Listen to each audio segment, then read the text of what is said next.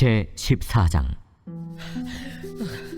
여인에게서 태어난 사람은 생애가 짧고 걱정이 가득하며 그는 꽃과 같이 자라나서 시들며 그림자같이 지나가며 머물지 아니하거늘 이와 같은 자를 주께서 눈여겨보시나이까. 나를 주 앞으로 이끌어서 재판하시나이까. 누가 깨끗한 것을 더러운 것 가운데서 낼 수 있으리까. 하나도 없나이다.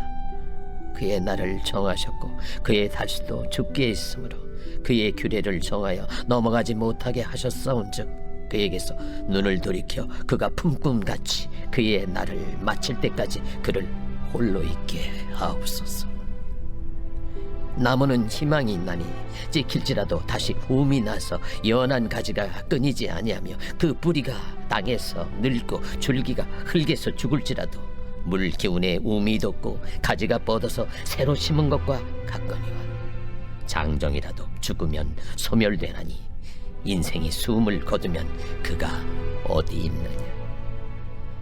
물이 바다에서 줄어들고 강물이 잦아서 마름같이 사람이 누우면 다시 일어나지 못하고 하늘이 없어지기까지 눈을 뜨지 못하며 잠을 깨지 못하느니라.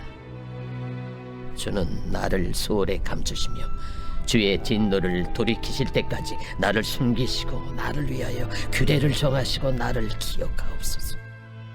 장정이라도 죽으면 어찌 다시 살리이까. 나는 나의 모든 고난의 날 동안을 참으면서 풀려나기를 기다리겠나이다. 주께서는 나를 부르시겠고 나는 대답하겠나이다. 주께서는 주의 손으로 지으신 것을 기다리시겠나이다. 그러하온데 이제 주께서 나의 걸음을 세시오니 나의 죄를 감찰하지 아니하시나이까. 주는 내 허물을 주머니에 봉하시고 내 죄악을 싸매시나이다. 무너지는 산은 반드시 흩어지고 바위는 그 자리에서 옮겨가고 물은 돌을 닳게 하고 넘치는 물은 땅의 티끌을 씻어버리나이다. 이와 같이 주께서는 사람의 희망을 끊으시나이다. 주께서 사람을 영원히 이기셔서 떠나게 하시며 그의 얼굴빛을 변하게 하시고 쫓아보내시오니 그의 아들들이 존귀하게 되어도 그가 알지 못하며 그들이 비천하게 되어도 그가 깨닫지 못하나이다. 다만 그의 살이 아프고 그의 영혼이 애곡할 뿐이니이다.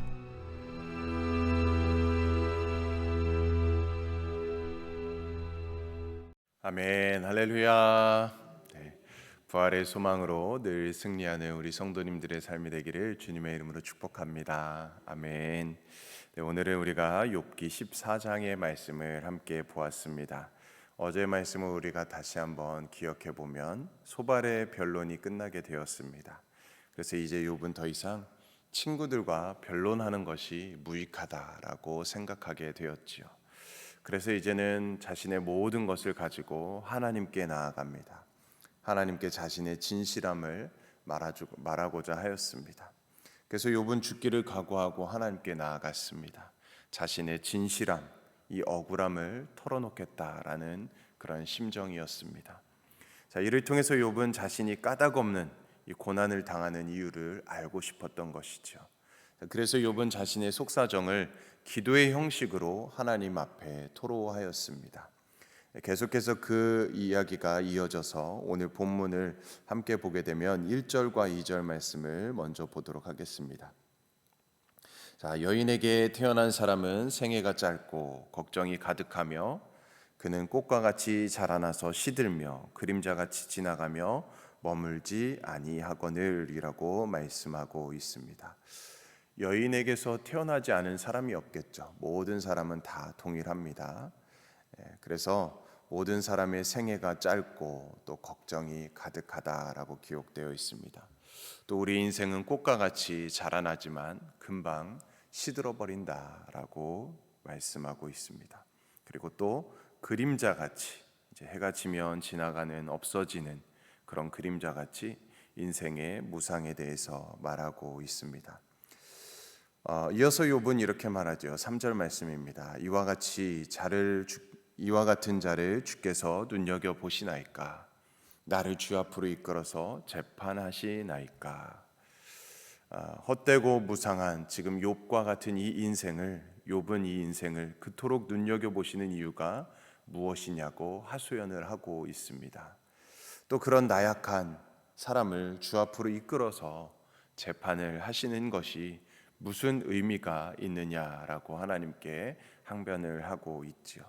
자, 그리고 4절 말씀을 보면 누가 깨끗한 것을 더러운 것 가운데에서 낼 수 있으리까? 하나도 없나이다. 욥은 원래 인간이 타락하고 또 죄로 더러워진 존재인데 그런 인간이 깨끗한 것을 낼 수 있겠느냐라고 말씀하고 있습니다. 욥은 자신을 포함한 모든 인간들은 다 죄악됨, 그 연약함을 들어서 하나님의 그 은혜 그리고 자비를 구하고 있는 것이죠. 자, 그래서 5절과 6절처럼 연약함과 한계를 지닌 인생이니 인생이 마칠 때까지 하나님께서 내버려 두셔서 더 이상 고통이 없기를 간구하고 있습니다. 욥은 하나님 앞에서 온전하고 정직한 신앙을 지키기 위해서 누구보다도 많은 노력을 했던 사람이었습니다. 하나님께서도 그의 온전함, 그의 정직함을 인정하시기도 하셨지요. 자, 욥처럼 의롭게 산 사람은 대체적으로 자기의 의가 많습니다. 나는 의롭게 살았다. 이런 자기의 의가 많은 사람들이 대부분입니다. 그래서 자신이 근본적으로 죄인이라는 사실을 깨닫기가 어렵습니다. 아니, 나한테는 내가 이렇게 의롭게 살았는데 나에게 무슨 흠과 죄가 있느냐라고 이야기하는 사람들이 종종 있습니다. 자, 그런데 욥은 많은 고난을 참고 견디면서 자신이 본질적으로 타락하고 자기에게서 선한 것이 나올 수 없음을 깨달았던 것이죠. 자, 그래서 이제 겸손히 하나님 앞에 엎드려서 하나님의 은혜, 하나님의 도우심을 간구할 수밖에 없었던 것입니다. 자, 7절과 12절은 오래된 나무는 베어버리면 다시 새순이 돋아나는데 인간은 한번 죽으면 일어나지 못함을 말하고 있습니다. 이러한 인간의 한계에 대해서 한탄을 하고 있는 것이죠. 자, 그렇다면 욥은 하나님께 어떤 소원을 올리고 있습니까? 13절 말씀을 함께 봅니다. 주는 나를 스올에 감추시며 주의 진노를 돌이키실 때까지 나를 숨기시고 나를 위하여 규례를 정하시고 나를 기억하옵소서라고 말씀합니다. 당시에는 스올의 개념이 명확하지 않았을 때입니다. 음부라고 번역되어 있는 이 스올은 히브리인들은 땅 속에 있다라고 생각을 하였지요. 죽은 사람이 사후 중간 처소 정도로 생각했던 것입니다.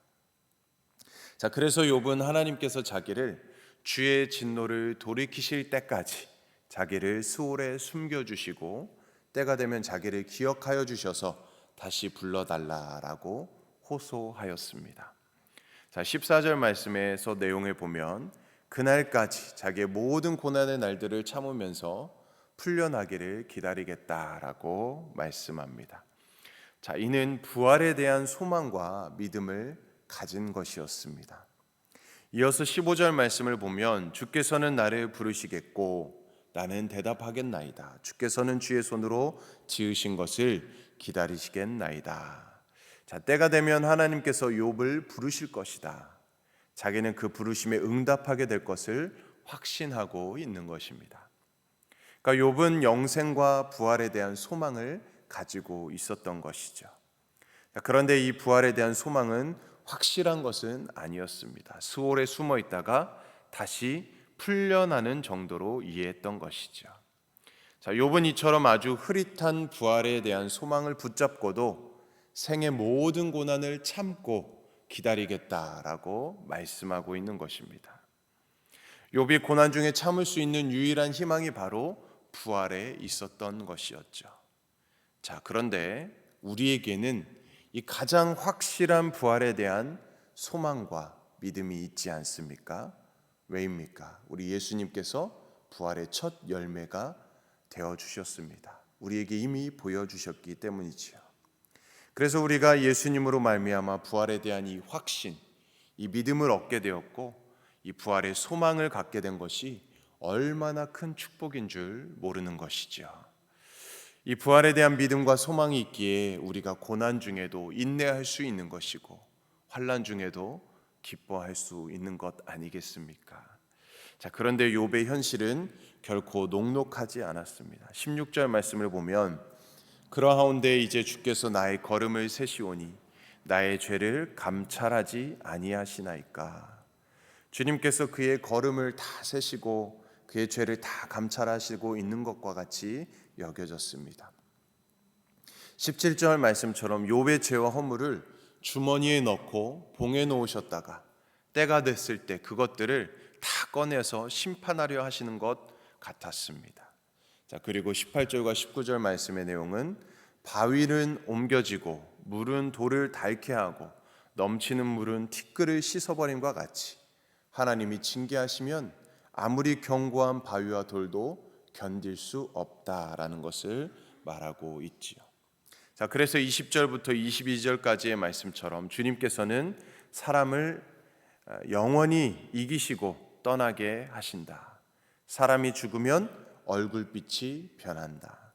자, 그래서 이 세상에서 쫓겨나게 된다라는 것을 말하고 있습니다. 자, 그렇게 사람이 죽으면 자기 아들들이 존귀하게 되어도 알지 못하고 그들이 비천하게 되어도 깨닫지 못한다라고 말씀합니다. 자, 사람이 죽은 후에 당하는 모든 고통은 아무도 알지 못하지요. 죽은 자는 말이 없습니다. 자, 다만 여기 마지막 절에서 이야기하는 것처럼 자기의 살이 아프고 그의 영혼이 애곡할 뿐이다라고 고백을 하고 있습니다. 자, 이렇게 14장의 말씀이 끝이 나게 되지요.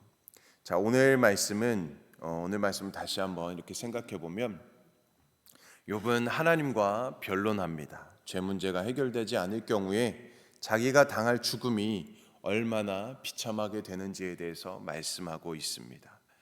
욥은 하나님 앞에서 자기의 의로움을 변증할 자신이 있었습니다. 그렇지만 하나님께서 자기를 이기시고 쫓아내신다면 칠흑같이 어두운 그 죽음의 고통 속에 들어갈 수밖에 없음을 토로하고 있습니다. 사랑하는 성도님들, 그러므로 오늘 본문에서 욥이 말하는 것처럼 우리도 현재 자신이 겪고 있는 이 고통에 대한 해답은 사람들로부터 얻을 수 없음을 기억하시기 바랍니다. 오직 하나님께로부터 얻을 수 있다라는 것입니다. 그래서 하나님 앞에 나아가서 우리 자신을 깊이 성찰하고 점검해야 되겠지요. 그럴 때만이 인간의 본질, 자기의 본성에 대한 깊은 깨달음을 얻을 수 있다라는 것입니다. 본질적으로 부패한 우리 사람들, 우리 자신의 모습을 발견하고 인생이 풀과 같고 그 모든 영광이 풀의 꽃과 같음을 깨닫게 되는 것이지요. 자기에게 있는 모든 의가 사라지게 되고 오직 하나님의 자비와 긍휼만을 구하게 되는 것입니다. 자, 그리고 이 세상에 소망이 없고 부활과 영원한 하나님 나라에 참 소망이 있음을 깨닫게 되는 것이지요. 자, 그러므로 오늘 우리도 욥과 같이 하나님 앞에 늘 진실하고 정직하게 생활하고 나아가고 헛된 자기의 의와 세상의 소망을 갖지 아니하고 다 내려놓고 하나님의 은혜와 하나님의 나라를 날마다 바라보고 소망하며 살아가는 저와 여러분들의 삶이 될 수 있기를 주님의 이름으로 간절히 축원드립니다. 아멘. 우리 함께 기도하겠습니다. 하나님 아버지, 욥의 말처럼 죽은 사람이 살아오는 일도 없고 인생이 꽃이나 그림자와 같고 품꾼과 같이 매일 반복되는 삶처럼 보일지라도 우리에게 부활의 소망이 있음을 감사합니다. 내 인생은 내 것이라 내가 충분히 계획해서 충분히 훌륭하게 살아내고 내 능력으로도 내 인생을 잘 꾸려가는 것이 아무런 문제가 없다고 생각하는 오류와 착각에서 벗어나게 하여 주시옵소서. 또한 인생에 이유 없는 또는 이유 있는 크고 작은 고난의 과정을 통과하게 될 때에 하나님께서 나를 외면하시기 때문이거나 버렸기 때문이라고 우리가 지레 짐작하지 않게 하시고 잘못된 삶을 살지 않게 하여 주시옵소서. 우리도 욥과 같이 하나님 앞에 늘 온전하고 정직하며 하나님을 경외하며 하나님을 소망하며 하나님을 바라보며 살아가는 삶이 되게 하여 주시옵소서. 감사드립니다. 오늘도 살아서 역사하시고 우리의 부활, 승리, 영광으로 인도하시는 예수님의 이름으로 간절히 기도드리옵나이다. 아멘. 네, 오늘은 우리 한국과 성경 번역 선교회를 위해서 기도하는 날입니다. 우리 한국의 유일순 선교사님, 우리 한국 땅을 위해서 기도해 주시고, 우리 성경 번역 선교회 박유섭 조선양 선교사님을 위해서 우리 함께 기도해 주시기 원합니다. 또 우리 교회 우리 임시 사무총회를 준비하고 있는데 하나님의 은혜 가운데 우리 모든 성도님들이 참여해서 잘 진행될 수 있도록 인도해 달라고, 담임 목사님 청빙 과정이 순적하게 잘 진행될 수 있도록 역사해 달라고 우리 함께 기도해 주시고, 또 우리 성도님들의 평안 강건함을 위해서, 우리 사랑하는 다음 세대 자녀들을 위해서 우리 가정과 또 일터와 또 우리 개인의 기도 제목을 가지고 시간 주님의 이름 세보 외치며 간절히 기도하겠습니다. 주여.